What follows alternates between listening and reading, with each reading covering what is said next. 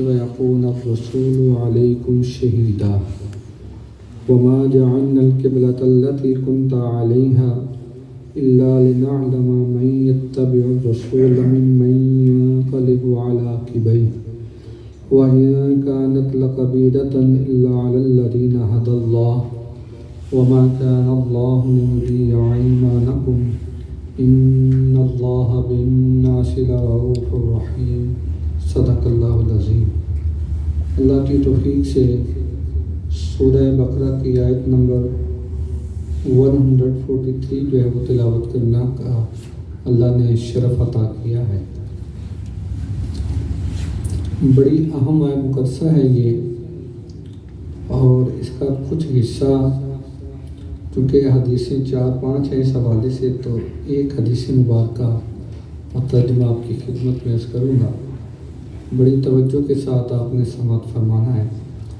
اللہ تعالیٰ نے ارشاد فرمایا وَكَذَلِكَ جَعَلْنَاكُمْ أُمَّةً وَسَطًا لِتَكُونُوا، اور اس طرح ہم نے تمہیں درمیانی امت بنایا۔ اللہ تعالیٰ فرماتا ہے ہم نے تمہیں درمیانی امت بنایا۔ وَسَطًا لِتَكُونُوا، وسط کہتے ہیں مڈل کو، درمیانی کو، ہم نے تمہیں درمیانی امت بنایا۔ شہداء علی الناس وَيَكُونَ الرَّسُولُ عَلَيْكُمْ شَهِيدًا، تاکہ تم لوگوں پر گواہ بن جاؤ، تاکہ تم لوگوں پر گواہ بن جاؤ اور رسول تم پر گواہ ہو جائے، تم لوگوں پر گواہ ہو جاؤ اور رسول اللہ صلی اللہ علیہ وآلہ وسلم تم پر جو ہے وہ گواہ ہو جائے۔ وَمَا جَعَلْنَا الْقِبْلَةَ الَّتِي كُنْتَ عَلَيْهَا إِلَّا لِنَعْلَمَ مَن يَتَّبِعُ الرَّسُولَ مِمَّن يَنقَلِبُ عَلَى عَقِبَيْهِ۔ اللہ تعالیٰ فرماتے ہیں وہ قبلہ جس پر آپ پہلے تھے ہم نے صرف اس لیے بنایا تھا تاکہ ہم آزمائیں مَن يَتَّبِعُ الرَّسُولَ کہ تم میں سے کون ہے جو رسول کی پیروی کرتا ہے، ممن ينقلب علی عقبیہ، اور کون ہے جو الٹے پاؤں رسول اللہ صلی اللہ علیہ وآلہ وسلم کی مخالفت کرتا ہے۔ وَإِن كَانَتْ لَكَبِيرَةً إِلَّا عَلَى الَّذِينَ هَدَى اللَّهُ، بے شک یہ تحویل کعبہ کہتے ہیں کہ جب رسول اللہ صلی اللہ علیہ وآلہ وسلم نے نماز ظہر میں مسجد سلمہ جسے آج مسجد قبلتین کہتے ہیں، حضور نے دوران نماز اپنا چہرہ مسجد اقصیٰ سے مسجد حرام کی طرف بیت اللہ شریف کی طرف پھیر لیا تھا، تو اس مسئلے کو تحویل کعبہ کہتے ہیں۔ کیا کہتے ہیں اسے؟ تحویل کعبہ۔ تو اللہ تعالیٰ فرما رہے ہیں وَإِن كَانَتْ لَكَبِيرَةٌ إِلَّا عَلَى الَّذِينَ هَدَى اللَّهُ، بے شک یہ تحویل کعبہ بڑا بھاری کام تھا، مگر ان کے لیے باری نہیں تھا کہ جن کو اللہ نے ہدایت عطا فرمائی تھی۔ یہ باری ان کے لیے نہیں تھا جن پر اللہ کا کرم تھا، جن پر اللہ نے ہدایت دی تھی۔ وَمَا كَانَ اللَّهُ لِيُضِيعَ إِيمَانَكُمْ، اللہ فرماتے ہیں اللہ کی یہ شان نہیں ہے کہ وہ کسی کا ایمان ضائع کرے، اللہ کی یہ شان نہیں ہے کہ وہ کسی کا ایمان جو ہے وہ ضائع کرے۔ ان اللہ بالناس لرؤوف رحیم، بے شک اللہ لوگوں پر بڑا شفیق اور بڑا ہی مہربان ہے۔ ٹھیک ہے، یہ آیہ مقدسہ ہے اور اس کا کچھ حصہ آپ کی خدمت میں ترجمہ میں نے عرض کر دیا ہے، لیکن تھوڑی سی تفصیل جو ہے وہ آج آپ کی خدمت پہ عرض کرتا ہوں، زندگی رہی تو کل جو ہے وہ مکمل آپ کی خدمت میں تفصیل جو ہے وہ عرض کروں گا۔ اس آیہ مبارکہ کا جو پہلا حصہ ہے نا جناب علی، تحویل کعبہ، کہ جب نبی پاک صلی اللہ علیہ وآلہ وسلم نے اپنا رخ مبارک پھیر لیا نا جناب علی بیت اللہ شریف کی طرف، تو جو اہل کتاب تھے انہوں نے بڑا اعتراض کیا، مسلمانوں کو پریشان کیا، تو اللہ تعالیٰ نے مسلمانوں کی دل جوئی کے لیے، کیا جناب، دل جوئی کے لیے نا فرمایا، اللہ نے ان کو کیا شان اللہ نے ہمیں عطا فرمائی ہے، فرمایا تم سب سے افضل امت ہو، تم سب سے افضل امت ہو، تمہاری کیا شان ہے کہ تم ایک ایسی امت ہو جنہیں یہ شرف حاصل ہوا ہے کہ دونوں قبلوں کی طرف تو نے نماز پڑھی ہے چہرہ کر۔ سمجھ آ رہی ہے بات؟ فرمایا اس امت کو یہ شرف حاصل ہے کہ جنہوں نے دونوں قبلوں کی طرف منہ کر کے نماز ادا کی ہے، ٹھیک ہے۔ فرمایا یہ تمہیں شرف ملا ہے کہ تو نے دونوں قبلوں کو رخ کر کے نماز پڑھنے کا تمہیں موقع ملا، دوسری امت کو یہ فضیلت نہیں ملی، لہذا جو مخالفین تمہارے اوپر اعتراض کر رہے ہیں تمہیں گھبرانے کی ضرورت ہے، تمہیں گھبرانے کی ضرورت نہیں ہے، ٹھیک ہے جناب۔ تو یہ فرمایا امتم وسطل لتکون، تمہاری یہ شان ہے، اللہ نے تمہیں یہ شرف دیا ہے کہ تم ایک میانہ روی اختیار کرتے، اعتدال،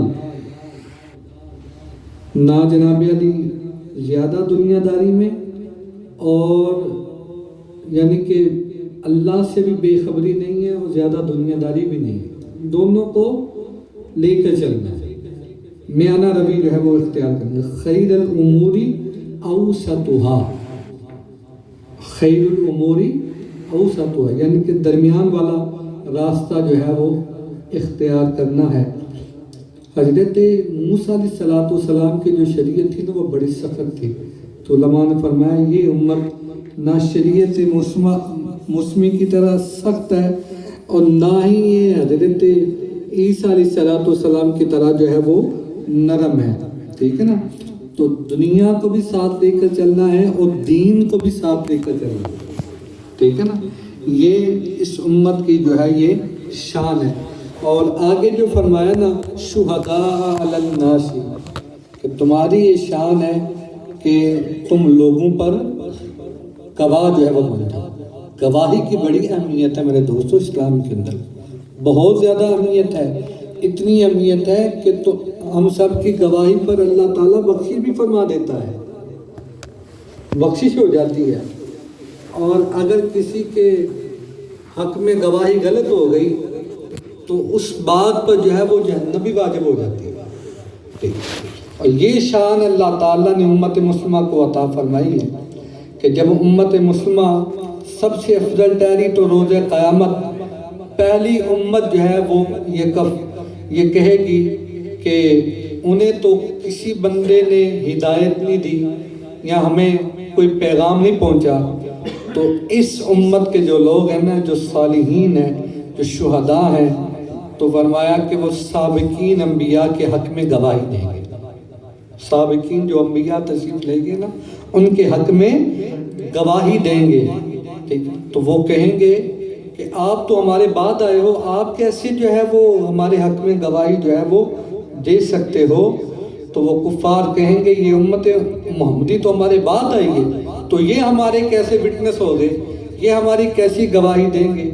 تب حضور علیہ السلام ہمارے حق میں بولیں گے کہ میں نے انہیں یہ بتایا تھا، میں نے انہیں یہ بتایا تھا۔ جیسے یہ حدیث پاک ہے صحیح بخاری کی، ایک یہ حدیث پاک عرض کروں گا، باقی آگے سے نگری۔ تو کل گواہی کی کتنی اہمیت ہے اسلام کے اندر۔ حضرت ابو سعید خدری رضی اللہ تعالیٰ عنہ، یہ حدیث پاک ہے صحیح بخاری شریف کی۔ حضرت ابو سعید خدری رضی اللہ تعالیٰ عنہ فرماتے ہیں کہ نبی اکرم صلی اللہ علیہ وآلہ وسلم نے فرمایا روز قیامت اللہ تعالیٰ حضرت نوح علیہ السلام کو اپنے حضور پیش ہونے کا حکم دیں گے۔ حضرت نوح علیہ السلام اللہ کی بارگاہ میں حاضر ہوں گے، ان سے پوچھا جائے گا کہ آپ نے اللہ کا پیغام کیا لوگوں تک پہنچایا؟ تو حضرت نوح علیہ السلام عرض کریں گے مولا ہاں، آپ نے جو میرے ذمہ ڈیوٹی لگائی تھی میں نے آپ کا پیغام لوگوں تک جو ہے وہ پہنچا دیا۔ تو حضرت نوح علیہ السلام کی قوم انکار کرے گی کہ نہیں جناب ہمیں ان کا پیغام نہیں ملا۔ وہ کہیں گے تو پھر امت محمدی صلی اللہ علیہ وآلہ وسلم حضرت نوح کے حق میں گواہی دیں گے، ان کے حق میں گواہی دیں گے، حضرت نوح علیہ السلام کے حق میں گواہی دیں گے۔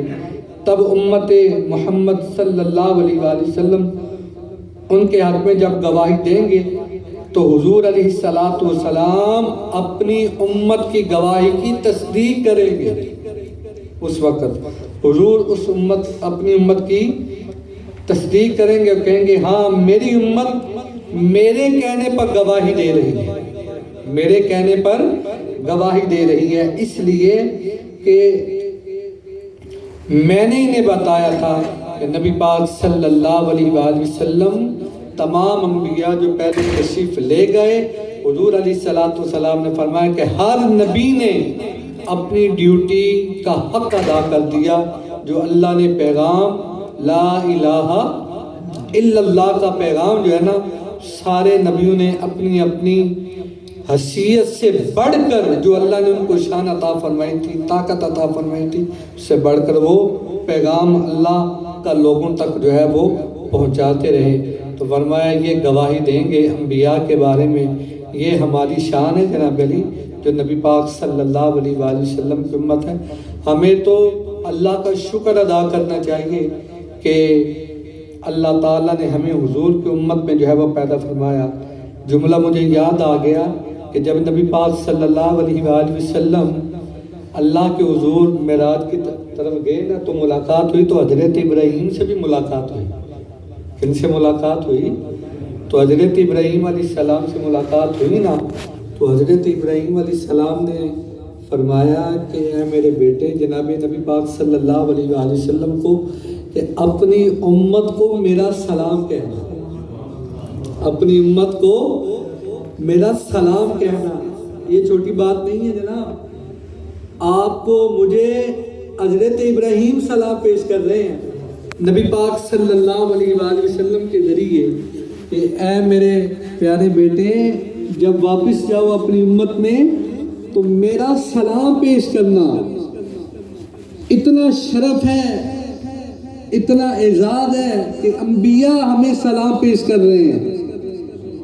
حضرت ابراہیم جد الانبیاء ہے نا، جد الانبیاء کہ سلام پیش کر رہے ہیں کہ اپنی امت کو میرا سلام پیش کر۔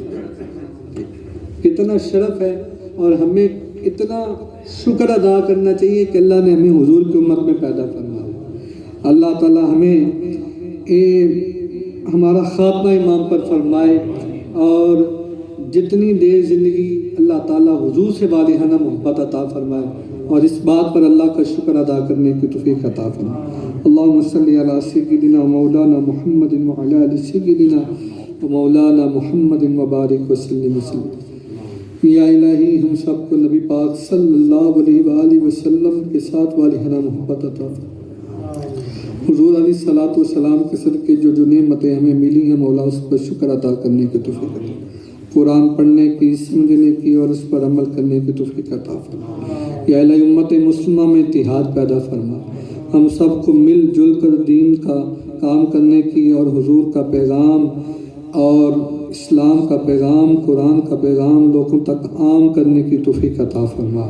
جو لوگ یہ کام کر رہے ہیں مولا، ان کی حفاظت فرما، اپنا خزانہ غیب سے مولا ان کی مدد فرما۔ یا الہی ہم سب کو اخلاص کے ساتھ اپنی عبادت کی توفیق عطا فرما، دین پڑھنے کی، سمجھنے کی اور اس پر عمل کرنے کی توفیق عطا فرما۔ صلی اللہ تعالی علی رسول اللہ۔